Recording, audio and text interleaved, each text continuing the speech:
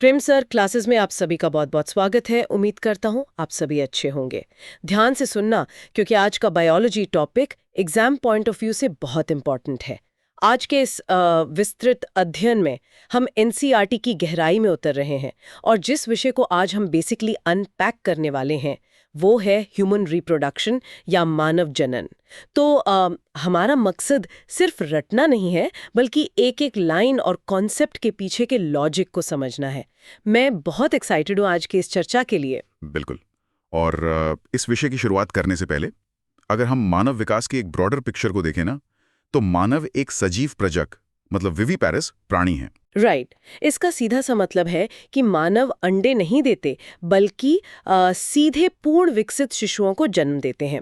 और इस पूरी प्रक्रिया में जनन घटनाओं यानी रिप्रोडक्टिव इवेंट्स का एक बहुत ही व्यवस्थित क्रम होता है। हाँ, और ये क्रम मुझे लगता है वाकई बहुत लॉजिकल है, क्योंकि जाहिर सी बात है, किसी भी निर्माण के लिए सबसे पहले कच्चे माल की जरूरत होती है। एग्जैक्टली। तो सबसे पहले युग्मक या गैमीट्स बनेंगे, जिसे युग्म जनन या गैमीटोजेनेसिस कहते हैं। उसके बाद उन युग्मकों को एक जगह लाना होगा, मतलब पुरुषों के शुक्राणु का स्त्री जनन पथ में ट्रांसफर होना, जिसे वीर्य सेचन या इंसेमिनेशन कहते हैं। सही कहा। और इसके आगे का चरण वो है जहां असली जादू होता है।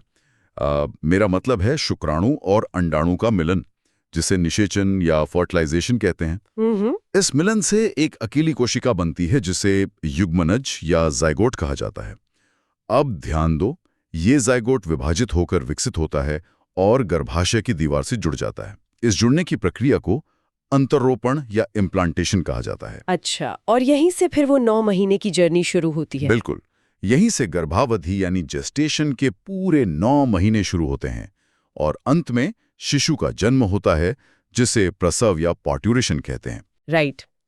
पर मुझे हमेशा एक बात को लेकर हैरानी होती है कि एक ही प्रजाति होने के बावजूद अगर हम उम्र के साथ जनन क्षमता की बात करें तो पुरुष और स्त्री में एक बहुत बड़ा बुनियादी अंतर देखने को मिलता है। ऐसा क्यों है?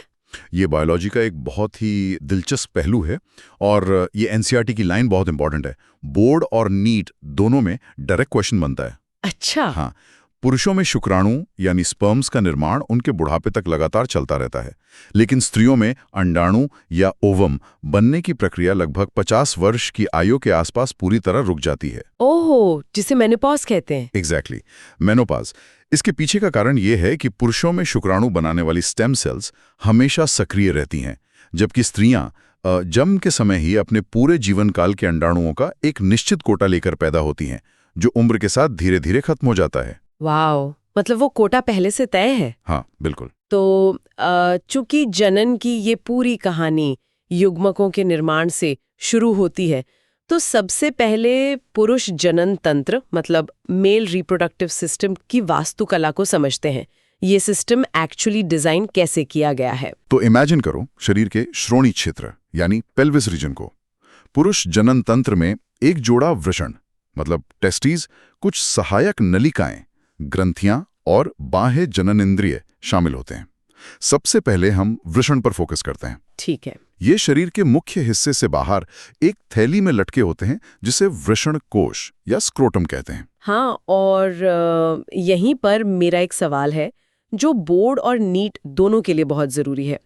शरीर के बाकी सभी महत्वपूर्ण अंग जैसे दिल, फेफड़े, किडनी, ये सब तो पसलियों और पेट के अंदर एकदम सुरक्षित हैं।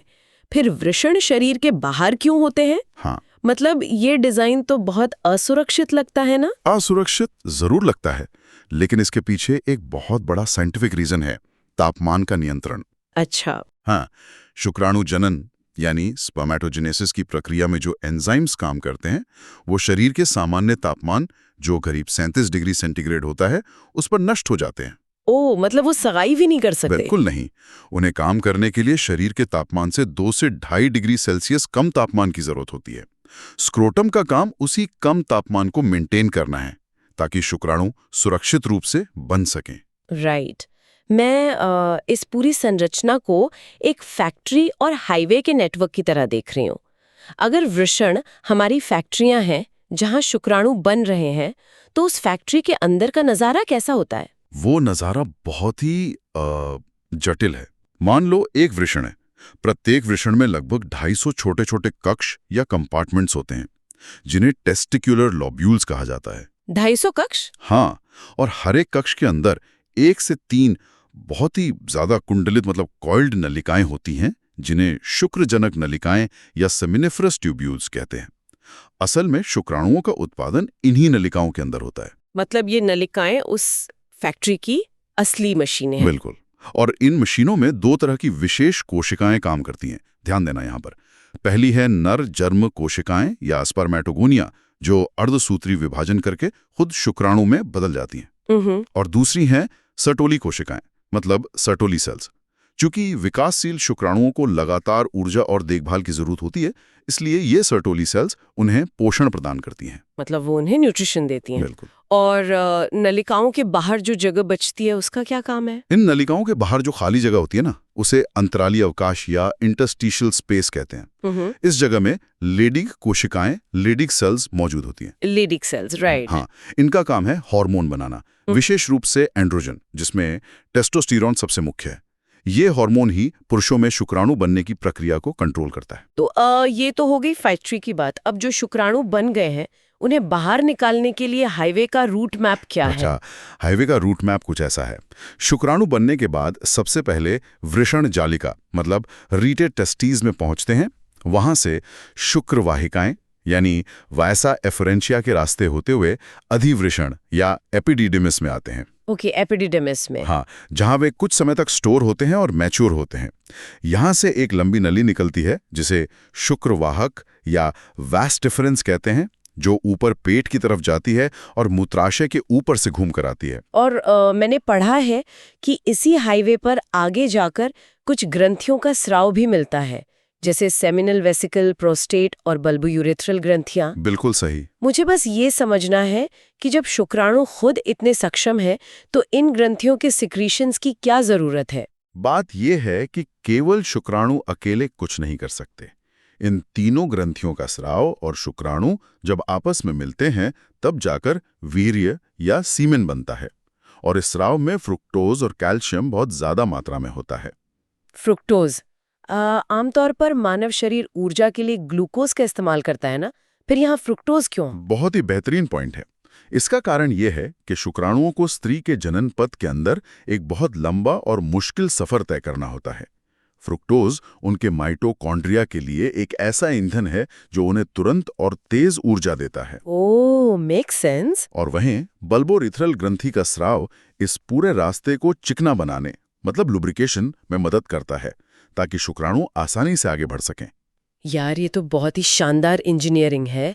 अगर नर जनन तंत्र एक मास प्रोडक्शन फैक्ट्री है, तो मादा जनन तंत्र यानी फीमेल रिप्रोडक्टिव सिस्टम की वास्तुकला को एक पूरी तरह से अलग चुनौती का सामना करना पड़ता है। बिल्कुल है, बल्कि एक नए जीवन को 9 महीने तक अपने अंदर सुरक्षित पालना भी है। और ये चुनौती मादा जनन तंत्र के हर एक हिस्से के डिजाइन में झलकती है।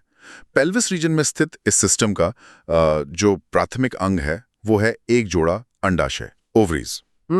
ये ओवरीज अंडाणु तो बनाती ही हैं, साथ ही कुछ बहुत ही महत्वपूर्ण स्टीरॉयड हार्मोन्स भी रिलीज करती हैं, जो पूरी प्रेगनेंसी को सपोर्ट करते हैं। और ओवरीज के ठीक बगल में अंडवाहिनी मतलब फिलोपियन ट्यूब होती है। इसकी शुरुआत का हिस्सा किसी कीप या फनल जैसा दिखता है, जिसके किनारों पर उंगलियों जैसी संरचनाएं होती हैं, जिन्हें झालर या फिम्ब्रिये कहते हैं। हाँ, और फिम्ब्रिया का काम बहुत ही सटीक होता है। जैसे ही ओवरी से अंडाणु बाहर निकलता है, जिसे ओव्यूलेशन कहते हैं, ये झालर उसे एक बेसबॉल ग्लव की तरह कैच कर लेते हैं। अरे वाह! हाँ, और फिलोपियन ट्यूब के अंदर धकेल देते हैं। अंडाणु वहां से आगे बढ़कर एम्प्यूला यानी एम्प्यूला नामक एक चौड़े हिस्से में पहुंचता है। यहां सभी ध्यान दें, एम्प्यूला वही जगह है जहां असल में शुक्राणु और अंडाणु का निषेचन यानी फर्टिलाइजेशन होता है। ये एग्जाम के लिए बहुत इंपॉर्टेंट है। राइट, एम्प्यूला में फर्टिलाइजेशन होता है। इसके बाद गर्भाशय या यूटेरस आता है, जिसे वूम भी कहते हैं। बिल्कुल। इसकी संरचना उल्टी रखी हुई नाशपाती जैसी होती है, लेकिन जो चीज़ इसे सबसे खास बनाती है वो है इसकी दीवार की 3 परतें। ये परतें कैसे काम करती हैं? तो गर्भाशय की जो सबसे बाहरी परत है वो है पेरीमेट्रियम, जो इसे सुरक्षा देती है। बीच वाली परत मायोमेट्रियम है, जो बहुत मोटी और चिकनी पेशियों मतलब स्मूथ मसल्स से बनी होती है। मुझे लगता है कि ये मायोमीट्रियम ही वो परत है जिसका प्रसव मतलब डिलीवरी के समय सबसे बड़ा रोल होता है, क्योंकि एक शिशु को बाहर धकेलने के लिए भारी हाइड्रोलिक प्रेशर की जरूरत होती है। यह बिल्कुल वैज्ञानिक सत्य है। डिलीवरी के वक्त इसी मायोमेट्रियम में बहुत जोरदार और लयबद्ध संकुचन होते हैं और सबसे अंदरूनी परत है एंडोमेट्रियम। Endometrium, okay. मासिक चक्र या मेंस्ट्रुअल साइकिल के दौरान जो बदलाव आते हैं या ब्लीडिंग होती है वो इसी एंडोमेट्रियम के टूटने के कारण होती है। हर महीने गर्भाशय एक संभावित भ्रूण के लिए एंडोमेट्रियम की एक ताज़ा रक्त समृद्ध गद्देदार परत बनाता है। अगर निषेचन नहीं होता तो यह परत टूटकर गिर जाती है। अच्छा, बाह्य जनन इंद्रिय या एक्सटर्नल जेनिटेलिया की बात करते हुए यहाँ एक बहुत ही महत्वपूर्ण सामाजिक और वैज्ञानिक मुद्दे पर बात करना जरूरी है। योनि के द्वार पर एक पतली झिल्ली होती है जिसे योनि छद या हाइमेन कहते हैं। समाज में इसे लेकर कई तरह की भ्रांतियां हैं। हाँ, और विज्ञान इन भ्रांतियों को सिरे से खारिज करता है। एनसीईआरटी इस बात को बहुत स्पष्ट रूप से समझाती है कि हाइमेन एक बहुत ही नाजुक झिल्ली है। यह केवल पहले संभोग या इंटरकोर्स से ही नहीं फटती। राइट। सवारी, साइकिल चलाने या अचानक गिरने जैसी सामान्य गतिविधियों से भी यह झिल्ली आसानी से टूट सकती है। इसके विपरीत कुछ महिलाओं में यह संभोग के बाद भी ज्यों की त्यों बनी रह सकती है। तो इस वैज्ञानिक तथ्य का सीधा सा निष्कर्ष ये निकलता है कि योनिछद का होना या न होना किसी स्त्री के कौमार्य मतलब वर्जिनिटी का वास्तविक सूचक बिल्कुल नहीं है। इसे केवल एक बायोलॉजिकल मेम्ब्रेन के रूप में ही देखा जाना चाहिए। बिल्कुल सही। ये जानकारी समाज और विज्ञान दोनों के नजरिए से बहुत जरूरी है। इसी तरह फीमेल रिप्रोडक्टिव सिस्टम का एक और अभिन्न हिस्सा है स्तन ग्रंथियां या मेमरी ग्लैंड्स। प्रत्येक स्तन के अंदर 15 से 20 स्तन पालियां या लोब्स होती हैं। इन पालियों के अंदर कूपिकाओं मतलब एल्वियोलाई के गुच्छे होते हैं जिनकी कोशिकाएं दूध बनाती हैं। अच्छा। और ये दूध नलिकाओं के एक नेटवर्क से होता हुआ अंत में निप्पल के जरिए बाहर आता है। तो अब तक हमने अंग के इंफ्रास्ट्रक्चर को समझ लिया, लेकिन अब बात करते हैं युग्मक जनन यानी गैमेटोजेनेसिस की, कि ये कोशिकाएं आखिर बनती कैसे हैं। यहाँ शुक्राणु जनन और अंड जनन की प्रक्रिया में जो समय का अंतर है वो बहुत ही चौंकाने वाला है। हाँ, पहले बात करते हैं शुक्र जनन यानी स्पर्मेटोजेनेसिस की। ये प्रक्रिया यौनारंभ प्यूबर्टी से शुरू होती है और इसके शुरू होने का तरीका बहुत ही सिस्टमैटिक है। रुकिए, यहाँ थोड़ा ठहरते हैं। मस्तिष्क के अलग अलग हिस्से और हार्मोन्स जैसे GnRH, LH, FSH ये अचानक से बहुत सारे टेक्निकल शब्द हो जाते हैं। अगर मैं इसे एक कॉर्पोरेट ऑफिस की तरह देखूं, तो क्या मस्तिष्क का हाइपोथैलेमस एक CEO की तरह काम कर रहा है? अरे यति भा, ये एक बहुत ही शानदार एनालॉजी है। हाँ, बिल्कुल। हाइपोथैलेमस रूपी CEO यौवनारंभ आते ही एक केमिकल ईमेल भेजता है जिसे GnRH कहते हैं। ये ईमेल पिट्यूटरी ग्रंथि रूपी मैनेजर के पास जाता है। मैनेजर तुरंत अपने 2 खास वर्कर्स को काम पर लगा देता है, LH और FSH। LH जाकर लीडिंग कोशिकाओं से टेस्टोस्टेरोन बनवाता है और FSH सटोली कोशिकाओं को तेजित करके शुक्राणु बनने की प्रक्रिया को चालू कर देता है। ये तो बहुत सीधा और सुलझावा प्रोसेस है, लेकिन अंड जनन यानी oogenesis में जो होता है वो प्रोसेस सच में दिमाग को चकरा देने वाला है। हाँ, अंड जनन की प्रक्रिया किसी भी बच्ची के यौवनारंभ में नहीं बल्कि उसके जन्म से पहले ही शुरू हो जाती है। वेट, जन्म से पहले? बिल्कुल। जब बच्ची अपनी मां के गर्भ में यानी एम्ब्रियोनिक स्टेज में होती है तभी उसके अंडाशय में लाखों अंडजनी या उगोनिया बन जाते हैं। जन्म के बाद कोई नया उगोनिया नहीं बनता। वाओ! ये कोशिकाएं विभाजन शुरू करती हैं और अर्धसूत्री विभाजन या मियोसिस की पहली स्टेज यानी प्रोफेज 1 में आकर रुक जाती हैं। इन्हें प्राइमरी oocyte या प्राइमरी oocyte कहते हैं। मतलब ये कोशिकाएं सालों तक, जब तक यौवन आरंभ नहीं आ जाता, इसी अरेस्टेड स्टेज में रुकी रहती हैं। सही कहा। यौनारंभ के बाद हर महीने एक प्राइमरी oocyte विकसित होकर ग्राफियन फॉलिकल बनता है। राइट। इसके अंदर का पहला अर्धसूत्री विभाजन अब जाकर पूरा होता है। ओके। फिर ये पुटक फटता है और द्वितीयक अंडक यानी सेकेंडरी oocyte बाहर आता है। इसी को अंडोत्सर्ग या ओव्यूलेशन कहते हैं। यहाँ एक बड़ा वैज्ञानिक सवाल खड़ा होता है। जब ये कोशिका विभाजित होती है तो ये समान रूप से 2 हिस्सों में क्यों नहीं बंटती? ओजेनेसिस में एक बहुत बड़ी कोशिका बनती है और एक बहुत ही छोटी कोशिका बनती है जिसे प्रथम ध्रुवीय पिंड या फर्स्ट पोलर बॉडी कहते हैं। इस असमान विभाजन के पीछे का लॉजिक क्या है? इसका पूरा लॉजिक पोषण और सर्वाइवल से जुड़ा है। शुक्राणु का आकार बहुत छोटा होता है, उसका काम सिर्फ पिता का डीएनए लेकर आना है। राइट। लेकिन अंडाणु को निषेचन के बाद शुरुआती भ्रूण को जिंदा रखना होता है जब तक कि वो गर्भाशय से जुड़ ना जाए। इसलिए इस असमान विभाजन के जरिए द्वितीय कंडक अपने अंदर पोषक तत्वों से भरपूर सारे कोशिका द्रव्य या साइटोप्लाज्म को बचा कर रख लेता है। पोलर बॉडी को लगभग ना के बराबर साइटोप्लाज्म मिलता है और वो किनारे हो जाती है। बायोलॉजी का ये डिजाइन वाकई कमाल का है। अब जब युग्मक बन चुके हैं तो उनके मिलने का समय आता है। निषेचन, लिंग निर्धारण और अंतरोपण, ये घटनाएं कैसे आगे बढ़ती हैं? निषेचन या फर्टिलाइजेशन की प्रक्रिया पूरी तरह से टाइमिंग पर निर्भर करती है। यह तभी संभव है जब अंडाणु और शुक्राणु दोनों एक ही समय में फैलोपियन ट्यूब के एम्पुला क्षेत्र में पहुंचे। हाँ, जो हमने पहले डिस्कस किया था। बिल्कुल। अगर शुक्राणु पहले पहुंच गए और अंडाणु नहीं आया, या अंडाणु निकल गया और शुक्राणु नहीं पहुंचे, तो निषेचन नहीं होगा। इसी कारण से हर बार संभोग से गर्भधारण नहीं होता। और अगर निषेचन सफलतापूर्वक हो जाता है तो लिंग निर्धारण यानी सेक्स डिटर्मिनेशन का क्या मैकेनिज्म है? यह निषेचन के समय ही तुरंत तय हो जाता है। जेनेटिक्स के अनुसार महिलाओं में XX गुणसूत्र होते हैं, इसलिए उनके हर अंडाणु में सिर्फ X क्रोमोसोम ही होता है। लेकिन पुरुषों में XY क्रोमोसोम होते हैं।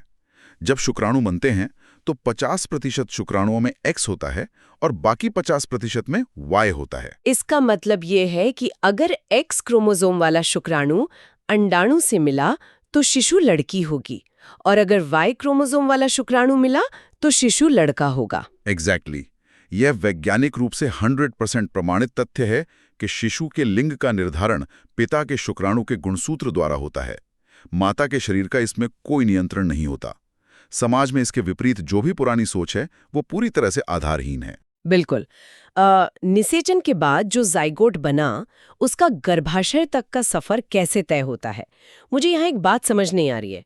अगर जाइगोट फैलोपियन ट्यूब से गुजरते हुए लगातार कोशिकाओं में विभाजित हो रहा है तो क्या उसका आकार भी बढ़ता है?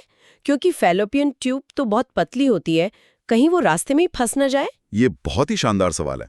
जाइगोट में जो समसूत्री विभाजन या माइटोसिस होता है उसे क्लीवेज कहते हैं।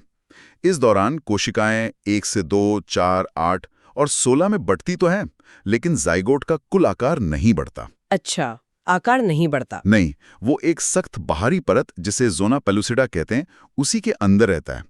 8 से 16 सेल वाले इस गुच्छे को कोरक खंड या मोरुला कहते हैं, और गर्भाशय में पहुंचते पहुंचते ये कोरक पुटी यानी ब्लास्टोसिस्ट में बदल जाता है। ब्लास्टोसिस्ट में जाकर ये कोशिकाएं 2 अलग-अलग टीम्स में बंट जाती हैं ना? बिल्कुल।